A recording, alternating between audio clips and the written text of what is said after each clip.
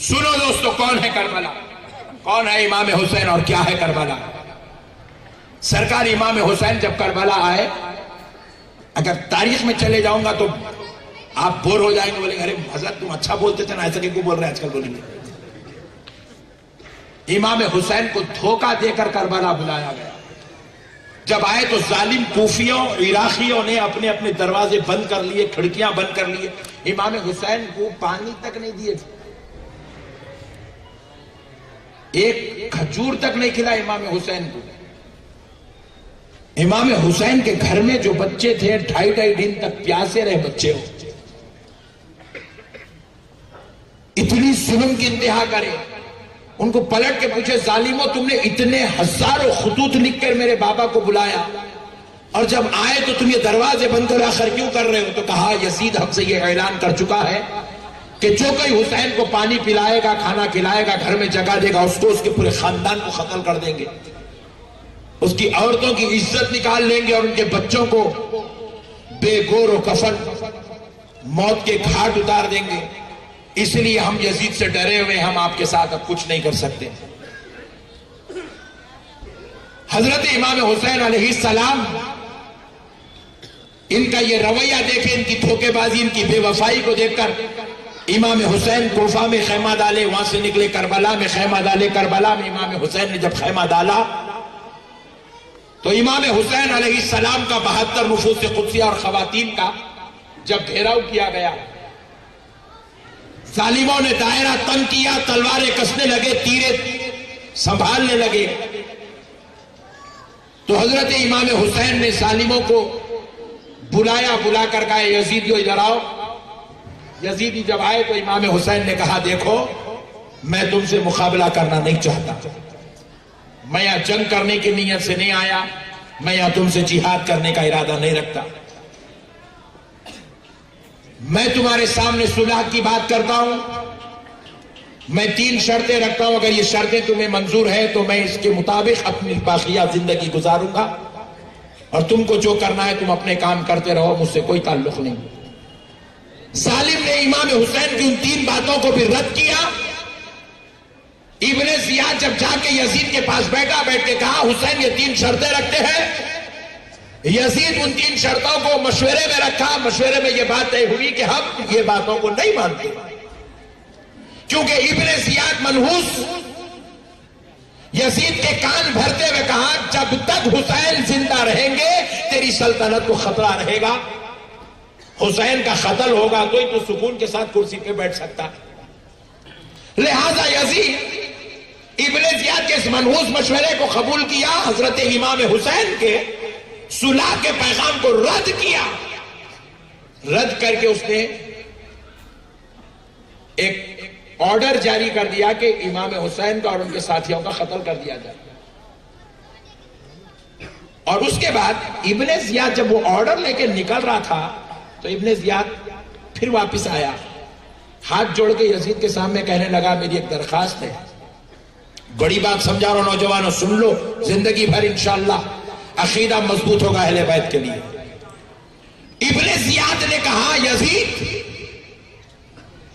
حسین کے قافلے میں 5 لوگ میرے بے انتہا خاص ہیں، میرے رشتہ دار ہیں جو حسین کے ساتھ آئے ہوئے ہیں، غفلت میں حسین کے ساتھ آ گئے ہیں، میں ان 5 لوگوں کے لیے امن کی ضمانت مانگتا ہوں۔ تو یزید ان کے بات چیت ہوئی، یزید نے اس کے بعد وہ 5 لوگوں کے نام پوچھا، لکھا اور ان کے لیے یہ فرمان جاری کر دیا کہ ان کو کوئی قتل نہیں کرے گا، کوئی ہاتھ نہیں لگائے گا، ان سے کوئی مقابلہ نہیں کرے گا۔ ابن زیاد وہ بھی فرمان لیا، یہ بھی فرمان لیا، دونوں لے کے حضرت امام حسین کے پاس پہنچا۔ جب خیمہ حسین میں جانا چاہتا تھا اس سے پہلے اپنے ان 5 رشتہ داروں کے پاس گیا۔ وہ 5 رشتہ دار کون تھے؟ میں کوئی ملا کی کتاب کی بات نہیں، تاریخ سمجھا رہا ہوں۔ آج مسلمان خالی یہ شربتوں میں، یہ چنگوں میں پھنس گیا، یہ شربت کا گو، یہ چنگا کا گو، یہ شربت کا گو۔ ارے دیوانے کبھی پلٹ کے تو دیکھ، بات کیا ہے، حالات کیا ہے، امام حسین کون ہے، یزید کون ہے، غور تو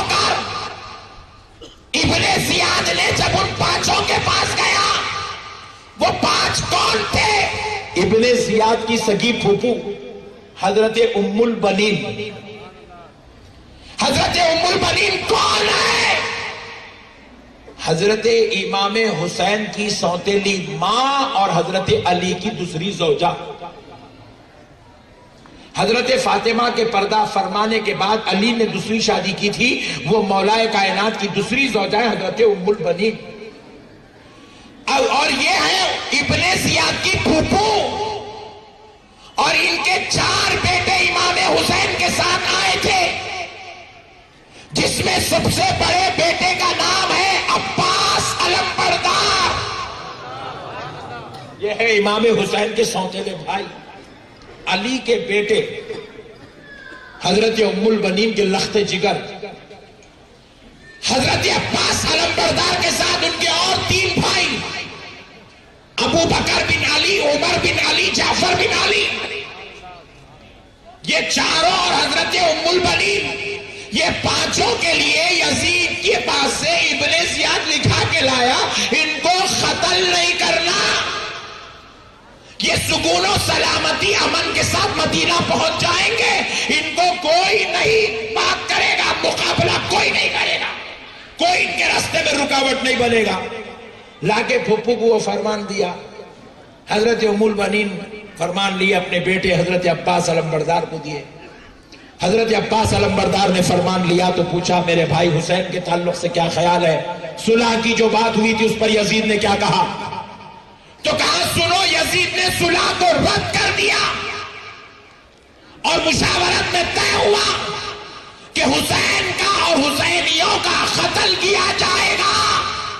جیسے ہی سنا عباس علمبردار نے تلوار کھینچی، کھینچ کر ابن زیاد کی گردن پہ رکھا، اپنے میرے بھائی کی گردن پہ تلوار رکھ کر حضرت عباس علمبردار نے پوچھا ارے ظالم، ارے بدبخت، ارے منحوس، تم ہمیں کیوں بچانا چاہتا ہے؟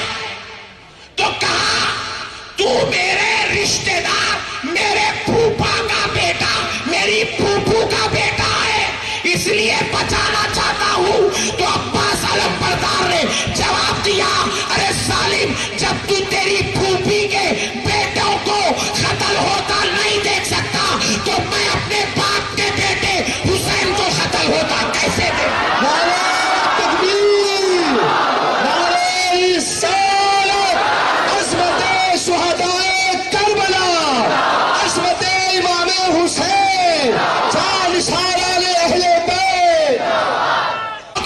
میدان محشر میں حسین کے باغیوں، اہل بیت کے غداروں کو ابن زیاد، یزید، شمر کے ساتھ حشر کیا جائے گا. اور جتنے حسینی ہوں گے جو حسین کی محبت میں تڑپنے والے، حسین سے پیار کرنے والے، حسین سے الفت رکھنے والے ہوں گے، مولا نے فیصلہ کر لیا ان کا حشر حضرت عباس علمبردار کے ساتھ کیا جائے گا. اسی لیے ہم شربت پلاتے ہیں، کیونکہ ہم کو یہ ثبوت دینا ہے کہ ہم عباس علمبردار کے زمرے میں ہیں. نہیں، آپ کے گھر کو میں آیا، آپ میرے کو کھانا کھلائے، دشمنی ہے بول کے کھلائے، ویری گڈ. کسی کو بھی کھانا محبت کی وجہ سے کھلاتے ہیں. اور اب یہ ڈیفرنس بن گیا. اب تک شربت مباح تھا، مستحب تھا، نفل تھا، کچھ بھی تھا، مگر اب یہ فرق بن گیا کہ جو پلا دے وہ محبت کرنے والا ہے، جو اعتراض کر دے وہ ابن زیاد کے جیسا غداری کرنے والا ہے.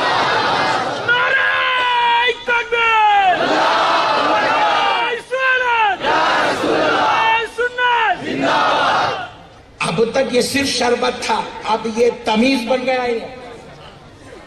ان کا اعتراض اب یہ شربت کے اوپر اٹک گیا، اور اب شربت چلا چلا کے بول رہا جو پی لیا انہیں حسینی ہے، جو پلا دیا انہیں حسینی ہے، جو چورستے پہ ٹھہر کے پکڑ کے اٹک گیا نہیں یزیدی ہے.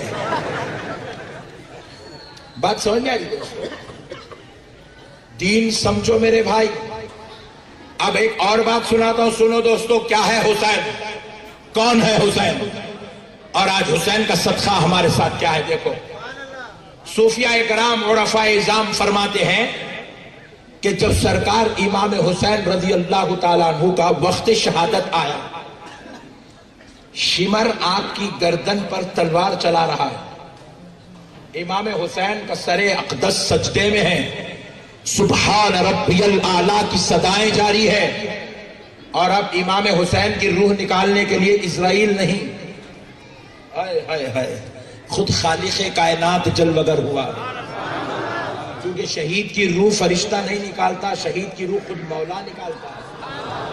اور شہید کی روح نہ صرف مولا نکالتا ہے بلکہ احادیث مبارکہ میں شہید بوقت شہادت اپنے رب کا دیدار کرتا ہے. 700 تیر لگے ہوئے ہیں, 700 تیر اور تلوار کے زخم لگے ہوئے ہیں, پھر بھی سجدہ ہو رہا ہے. تو یہ کوئی غیبی قوت ساتھ میں ہے, تبھی تو اس شان کا سجدہ ہو رہا ہے. اب حسین سجدہ ہی نہیں کر رہے ہیں, صرف سبحان ربی الاعلیٰ ہی نہیں ہے, صرف تلوار ہی نہیں چل رہی ہے, رب ذوالجلال ہے, اور ساتھ میں حضرت امام حسین کے رب ذوالجلال ہے, اور اپنا دیدار اقدس کرا رہا ہے. صوفیاء و عرفاء فرماتے ہیں جب مولا حسین کا پہلا خطرہ خون مبارک کا زمین پر گرنے لگا تو رب ذوالجلال نے اپنے دست اقدس میں سنبھالا اور سنبھال کر پوچھا, اے حسین بتاؤ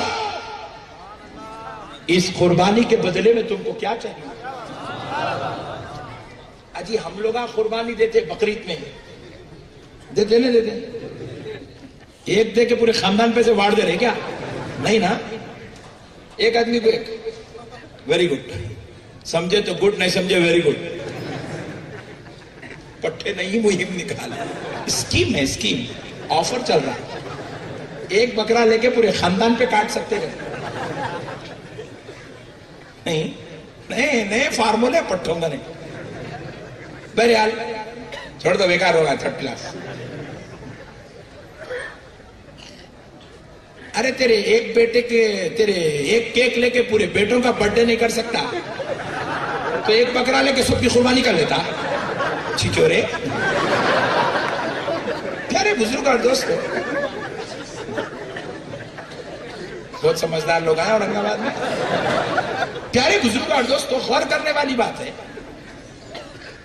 غور کرنے والی بات ہے.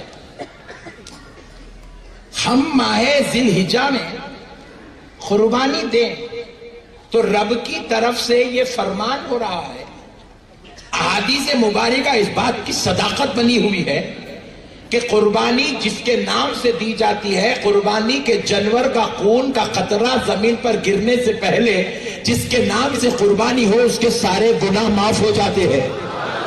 ارے جانور کی قربانی دے تو گناہ معاف ہوتے ہیں.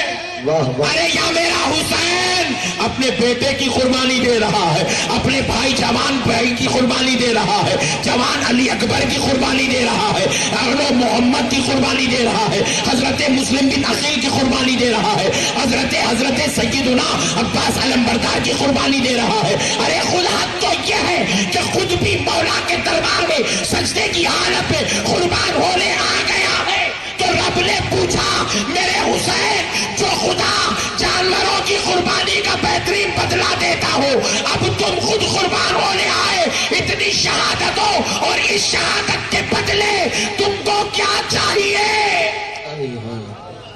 حضرت امام حسین نے کہا, اے اللہ. امام حسین نے یہ نہیں کہا کہ میری بیوی کے لیے, میرے بچوں کے لیے یہ دے دے, یہ مرتبہ دے دے, یہ رتبہ دے دے, یہ عزت دے دے, یہ شان دے دے, یہ خاندان دے دے. نہیں کہا. حسین نے اپنے لیے نہیں مانگا, اپنے خاندان کے لیے نہیں مانگا, اپنے گھر بار کاروبار تجارت کے لیے نہیں مانگا, اپنے بچوں کے لیے نہیں مانگا. حسین نے کہا, اے اللہ, اگر حسین کی اور حسین کے گھر والوں کی یہ قربانی تیرے دربار میں قبول ہے تو اگر تو کچھ دینا چاہتا ہے تو بس اتنا دے دے کہ قیامت کی صبح تک میرے نانا کے دین اسلام کو زندگی دے.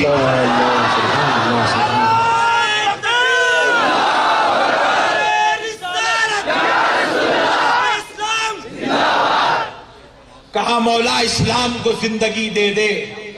خدا کی قسم یہ حسین کی دعا کا صدقہ ہے کہ آج اسلام زندہ نظر آ رہا ہے. مسجدوں سے اذان نظر آ رہی ہے، یہ حسین کی قربانی کا صدقہ ہے. محرابوں میں تلاوت نظر آ رہی ہے، حسین کی قربانی کا صدقہ ہے. اور جو ہے ممبروں پر خطبے نظر آ رہے ہیں، حسین کی قربانی کا صدقہ ہے. ماں بہنوں پر پردہ نظر آ رہا ہے، حسین کی قربانی کا صدقہ ہے. ارے مسلمانوں، آج تم کلمہ پڑھ کے نماز پڑھ کے ارے بدعقیدگی بت پرستی سے بچے ہو. خدا کی قسم یہ حسین کی شہادت کا صدقہ ہے. ورنہ یزید تو کب کے دین پلٹنے کا ٹھیکہ لے کر بیٹھا تھا. حسین نے اپنی جان قربان کر کے دین کو بچا لیا، اسلام کو زندگی دلا دی. ایک بات سن لو اورنگ آباد والوں، اگر میرا حسین شہادت نہیں پیش کرتا تو آج ہم سب گھنٹہ بجاتے ہوتے تھے. یہ ان کی شہادت کا صدقہ ہے. اللہ اکبر، سبحان ربی العالی، سبحان ربی العظیم. یہ ایسے بابرکت کلمات جو تم پڑھ رہے ہو نا، یہ حسین کی قربانی کا صدقہ ہے. ورنہ گھنٹے بجاتے ہوتے تھے. آپ پوچھیں حضرت، امام حسین کی قربانی کے صدقے میں اسلام کیسے پھیلا؟ اس کی دو وجہ ہیں، دو صورتیں ہیں. سنو، پہلی صورت، آج بھی آپ دیکھ رہے ہیں امریکہ میں لوگ کلمہ پڑھ رہے کہ نہیں پڑھ رہے؟ Point to be noted. پیغام حسین کیا ہے؟ غور کرو دوستو. آج بھی امریکہ میں لوگ کلمہ پڑھ رہے ہیں، آسٹریلیا میں لوگ کلمہ پڑھ رہے ہیں، افریقہ میں لوگ کلمہ پڑھ رہے ہیں. گاؤں کلمہ پڑھ لے رہا، کرکٹ ٹیم کلمہ پڑھ لے رہے، فٹ بال ٹیم کلمہ پڑھ رہے، فلم ایکٹرز کلمہ پڑھ رہے، بڑے بڑے پاپ کرنا چھوڑ کے پاک قرآن کی طرف آ رہے ہیں. میں بولا مولا ان لوگ کلمہ کیسا پڑھ رہے ہیں؟ مسلمانوں کو دیکھ کے پڑھ رہے ہیں، ہم آپ کو دیکھا تو پڑھنے والا ہی تھک جا رہا. آ رہا کیسا اسلام؟ Point to be noted. بڑی بات سمجھا رہا ہوں. حسین کون ہے؟ انہیں کلمہ پڑھ رہے کیسا مولا؟ ان کو توفیق کیسے ہو رہی؟ ان کو ہدایت کہاں سے مل رہی ہے؟ ذرا غور کرو. ہم کو دیکھ کر کوئی کلمہ نہیں پڑھ رہا ہے. ہمارے اخلاق بھی اتنے اچھے نہیں ہے کہ کسی کو کلمہ پڑھا دے. ہمارا کردار بھی اتنا اچھا نہیں ہے کہ کسی کو کلمہ پڑھا دے. ہمارے انداز بھی اتنے اچھے نہیں ہے کہ کسی کو کلمہ پڑھا دے. میرے دوستوں، نہ کوئی ہمارے مدرسے کو آ کے کلمہ پڑھتا ہے، نہ ہماری مسجد کو آ کے کلمہ پڑھتا ہے، نہ ہماری تقریر میں آ کے کلمہ پڑھتا ہے. پھر کلمہ پڑھنے والا کیسے کلمہ پڑھا؟ ہم نے رب سے پوچھا. مولا یعنی مفتی صاحب سے ملا ہے، نہ مولانا سے ملا ہے، نہ علامہ سے ملا ہے، نہ امیر صاحب سے ملا ہے، نہ حضرت جی سے ملا ہے. پھر یہ کلمہ کیسے پڑھا؟ تو بارگاہ الہی سے جواب آ رہا ہے، بندے سن، یہ تم کو دیکھ کر کلمہ نہیں پڑھ رہا ہے، تمہارے اخلاق کی وجہ سے کلمہ نہیں پڑھ رہا ہے، تمہارے کردار کی وجہ سے کلمہ نہیں پڑھ رہا ہے. پھر ہم نے پوچھا مولا کیسے پڑھ رہا ہے؟ تو رب نے فرمایا، میں نے کربلا میں حسین سے وعدہ کیا ہے، میں نے کربلا میں حسین سے وعدہ کیا ہے کہ قیامت کی صبح تک نانا کا دین زندہ رہے گا. اسی وعدے کے مطابق جس کو چاہتا ہوں ہدایت دے کر حسین کے نانا کا کلمہ پڑھوا دے.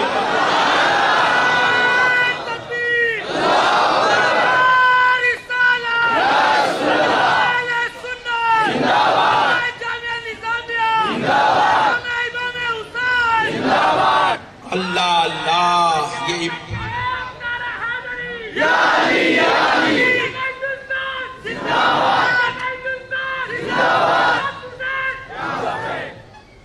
یہ امام حسین کا صدقہ ہے دوستو. آج دنیا کلمہ پڑھ رہی ہے. ورنہ کوئی دعویٰ تو کر دے میرے کو دیکھ کے کلمہ پڑھا، کوئی دعویٰ نہیں کر سکتا دوستو. یہ حسین کی قربانی کا صدقہ ہے کہ 1400 سال سے کلمے کی خیرات بٹ رہی ہے. یہ ایک صورت تھی شہادت کے صدقے میں اسلام پھیلا. اب دوسری صورت سنو, بڑی جامع بات ہے مسلمانوں, سمجھ جاؤ گے تو دین مضبوط ہو جائے گا, ایمان کامل ہو جائے گا. سمجھو, سرکار امام حسین میدان کربلا میں تشریف لے جا رہے ہیں. 71 نفوس قدسیہ جامع شہادت نوش کر چکی ہیں. اب بچے کربلا میں حسینی قافلے میں صرف 2 ہی مرد. ایک تھے سرکار امام زین العابدین, دوسرے تھے سرکار امام حسین. سرکار امام زین العابدین اپنے خیمے سے جنگ میں جانے کی تیاری کر کے نکلے. کمر پر مولا امام حسن کا پٹا باندھ کر, سر پر رسول اللہ کا امامہ سجا کر, جسم پر مولا علی المرتضیٰ کا کرتا پہن کر اور تلوار ذوالفقاری لگا کر سرکار امام زین العابدین میدان کربلا میں جنگ کے لیے جب اپنے خیمے سے نکلے, گھوڑے کی طرف آئے. سرکار امام حسین اس سے پہلے تیار ہو کر گھوڑے پر بیٹھے ہوئے. امام حسین نے اپنے جوان بیٹے زین العابدین کو دیکھا کہ وہ میدان جنگ میں جانے کے لیے مکمل تیار ہو کر آئے ہیں. امام حسین نے کہا, بیٹا زین العابدین, تم کربلا کے میدان میں نہیں جاؤ گے, تم جنگ نہیں کرو گے, تم یہیں پر رہو. مورخین لکھتے ہیں امام حسین نے اس لیے امام زین العابدین کو روکا کیونکہ امام زین العابدین کو شدید بخار تھا. میں کہتا ہوں خدا کی قسم مورخین نے سچ لکھا, مگر میرا ایک سوال ہے کہ وہاں بیمار کون نہیں تھا؟ بیماری کی وجہ سے, بخار کی وجہ سے اگر امام زین العابدین کو روکا گیا تو میں پوچھتا ہوں 2.5 دن کا پیاسا حسین کون سا صحت مند تھا؟ وہ بیٹے جو حسین کو عزیز ہو, ان کی جوان اور بچپن کی لاشیں حسین علیہ السلام کے سامنے پڑی ہو, لاشوں کو دیکھنے کے بعد کون سا باپ سلامت رہ سکتا ہے, کون صحت مند رہ سکتا ہے؟ بیمار تو سب تھے, سب پہ پانی, کھانا, گھر, کھڑکی, دروازے بند کیے جا چکے تھے. سب یزیدی لشکر کے ظلم و زیادتی دیکھ دیکھ کر